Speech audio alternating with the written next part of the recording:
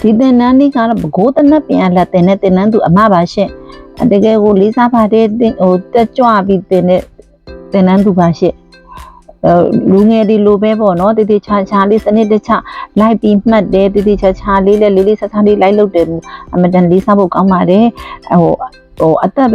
က်အရွယ်ကအရေးမကြီးပါဘူးတင်လို့စိတ်ကအရေးကြီးပါတယ်ရှင့်ဒီအမဆိုလေးပါးသာတင်တာပါတဘာဝခေါင်းလျှော်ရည်ရေချိုးရှာဝါကောလာဂျင်ဆက်ပြအခဲဆက်ပြခရီးပေါ့နော်ဒါက day 1မှာမနက်ဖြန်တာတင်ရမယ်ရှင့်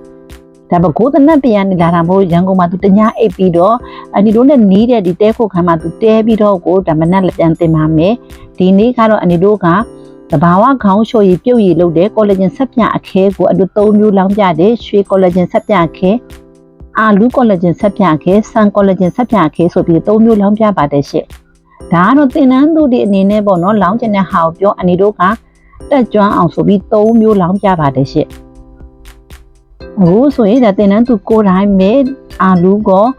ဆန်ကောလာဂျင်ကိုယ်တိုင်လုပ်နေပါတယ်ဒီအရက်ပြန်လေးဖြန်းတက်အောင်အစပေါ့နော်အလုပ်တိချတင်ပေးပါတယ်ရှင့်အဲ့ဒီမှာပကန်းစီအဝတ်လျှော်အဝတ်ပေါင်းတင်လျှော်မျိုးသင်တန်းချင်းမပေါ့အဲ့လိုပထမနေ့ပါတွေက free တင်ပေးလိုက်ပါတယ်ရှင့်စနစ်တကျဖြောပုံဖြောဆက်တက်အောင်ကမီကယ်ဘိုင်းတွေကအစအားလုံးတို့ရှင်းပြပေးလိုက်ပါတယ်ရှင့်အခုတော့ရေချိုးရှာဝါကိုအန်တို့ကမီကယ်ဘိုင်းတွေရှင်းပြပါတယ်ဒါဆိုရင်စာတွေးပြီးတဲ့အချိန်မှာလက်တွေဆိုရင်အန်တို့မော်တာလေးနဲ့ကောအခုလိုရောင်းမနဲ့မှွေတာကိုအန်တို့သိချတင်ပေးပါတယ်ရှင့်အန်တို့လက်တွေတင်ပါတော့အန်တို့ပြောရတာကကြတော့ဒီဆက်ပြလောက်တာကစာတင်တာမဟုတ်ပါဘူးအန်တို့လက်တွေတတိချာချာလေးဖြော်ဆက်တာပါရှင့်အဲ့တော့နေရာတိုင်းမှာဖြော်ပုံဖြော်နည်းအနည်းအမြန်ရှိပါတယ်ဒါကြောင့်မို့အန်တို့ကတင်တန်းသူတိုင်းကိုလက်တွေ့တင်